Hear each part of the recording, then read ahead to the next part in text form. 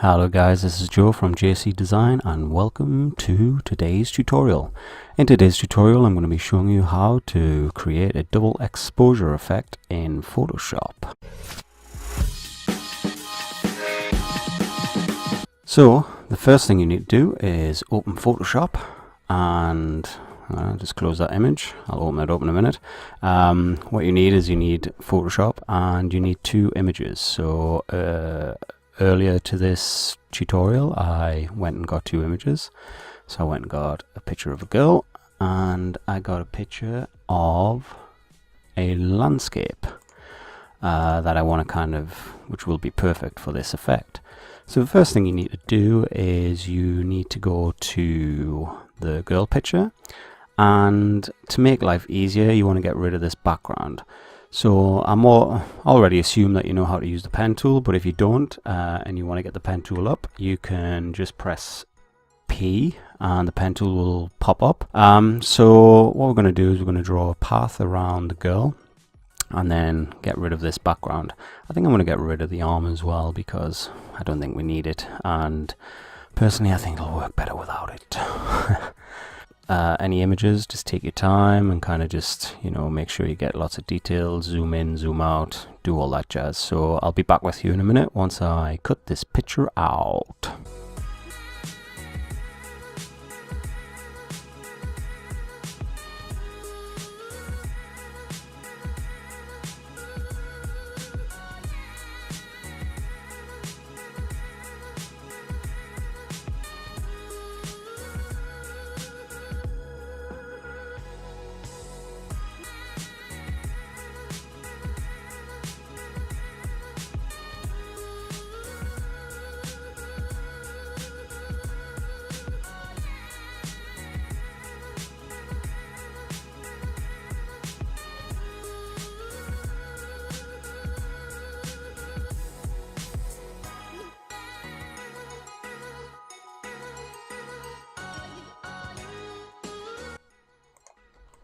So once you've got that cut out, now all you need to do is make it into a selection. So there's two ways of doing this. The way I like to do it is if you hit the pen tool again and get the symbol up, and then right click on the path selection, make selection, just click OK here, and then you'll get a selection around the image, and then all you need to hit is Control J, which will duplicate the layer. If you're using a Mac, hit Command J, and if you're using Windows like I am, use Control J, and then you'll have two layers now. So basically what we've done is we've eliminated the background and to make this effect work. Sorry for the coughing, I've got a bit of a cold. So now what we need to do is we need to make a new layer, this little symbol here, and then we want to make the background white. And the simple way of doing that is if you hit Control and Backspace. Oh no, that's because I had the black layer select. So if you just hit Shift and X, you'll see these little symbols down here move. So what we need is we need the white. So then once we have the white like this, if we hit Control and Backspace, then it'll turn to white. Now what you want to do is name that background, or BG for short. And then just put that in the middle. Now we're going to add an adjustment layer to the image of the girl, a black and white adjustment layer. So to add your adjustment layers, you just go down to this simple symbol here, click that, and then go black and white, and she'll turn black and white, which is really cool. And then what we need to do is we need to click on this little symbol here to make the adjustment layer only apply to the layer below it. So we click that, you get a little arrow. So now the adjustment effect is only going to apply to this layer, which is pretty cool. So once we've done that, we don't really need to do anything just yet. We need to go over to our landscape image, and then we need to hit Control A, then Control C, and then Control W, which will close it down, and then Control V, which will paste it in. And the image is coming a little bit too big, so if we hit Control T, we get up the transform options, And then we just want to scale it back a little bit like this. It's looking pretty cool. And if we take the opacity down, then we can see which part of the image we want to use to kind of make this effect work. So we just take the opacity down like this. That's pretty cool. And then what we're going to do is we're going to basically highlight this background image inside of this image. So we want to find something that's quite interesting. I kind of like that. That looks pretty cool. So if we bring it up a bit bigger, I kind of want it to maybe try and get the balloon in her hair or something. I don't know. That looks a bit weird, but we'll just move around. So that's pretty cool.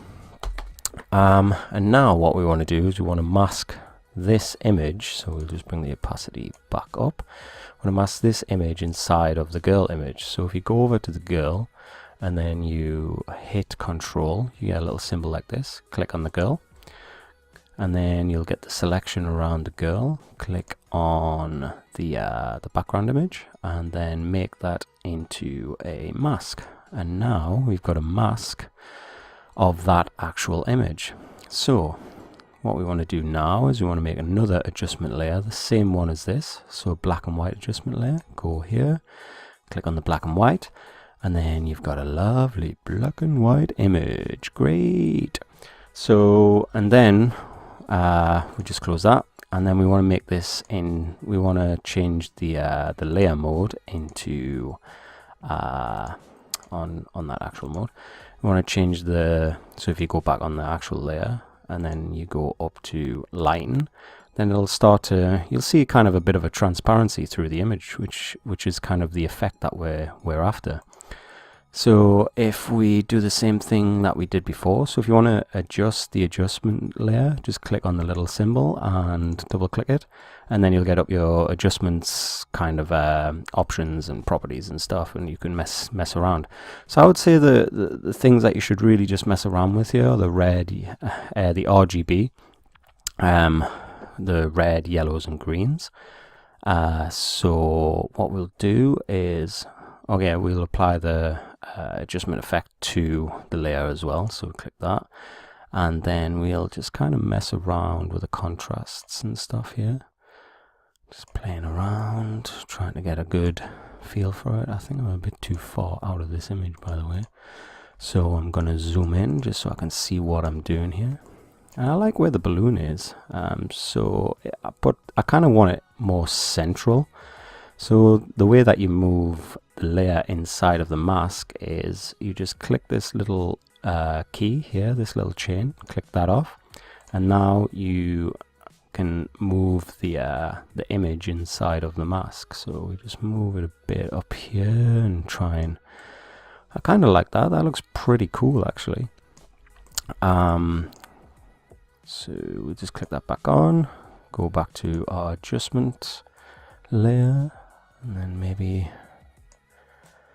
that kind of looks cool. I like that. That's nice. Love it. And that's pretty much the effect, but we've still got a little bit work to do. So if we go down to this adjustment layer, double click on there, and then we mess around with the contrasts on here too.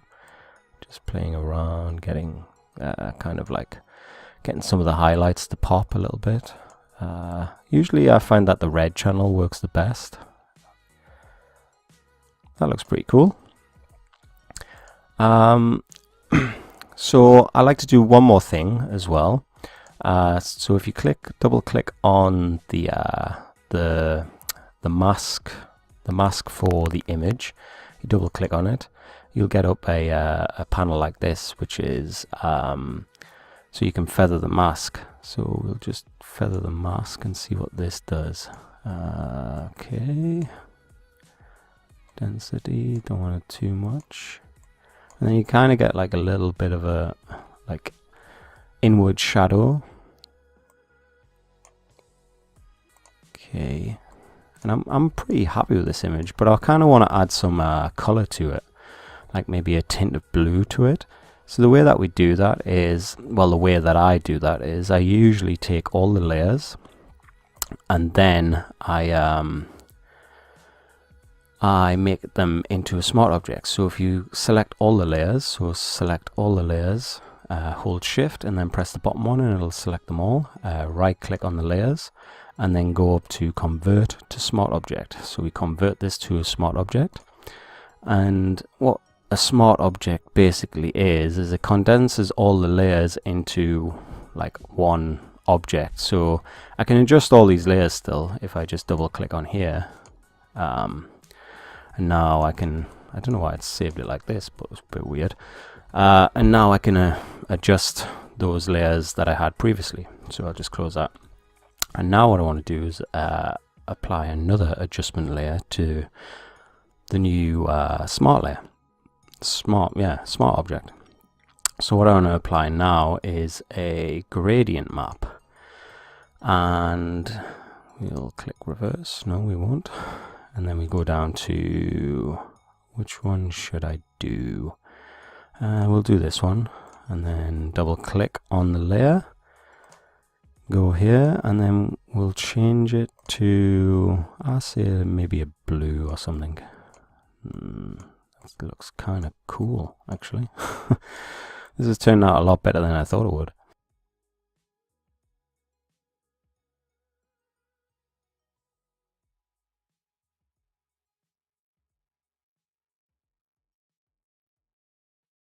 Now obviously this is a little bit too extreme. I'm going to show you how to reduce the effect in a moment. Let me click OK.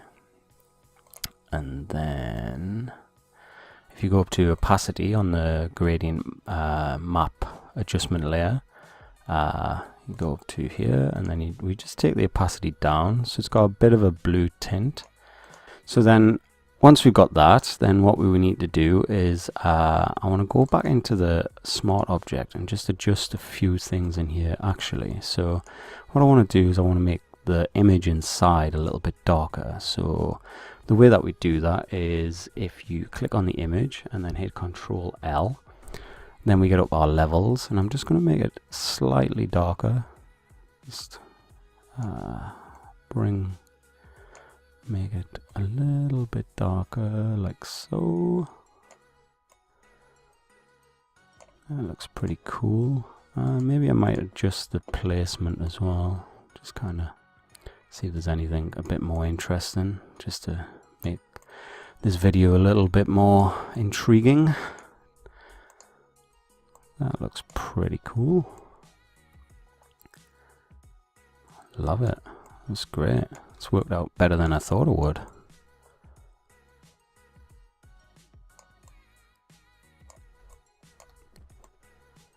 So yeah, you just have to play around basically, and I'm pretty happy with that actually. So we'll just close, we'll save that, Control S, and then we'll close that down, Control W, and I'm pretty happy with the way it's worked out there. So what I think I'll do is I'll end the video there, and I hope this has helped you guys. This is just a quick run through of how to create this effect.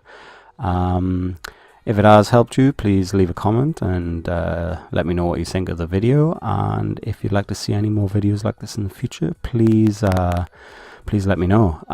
Thanks for watching. I've been Joe, and you've been watching J.C.DESIGN. Thanks. Goodbye.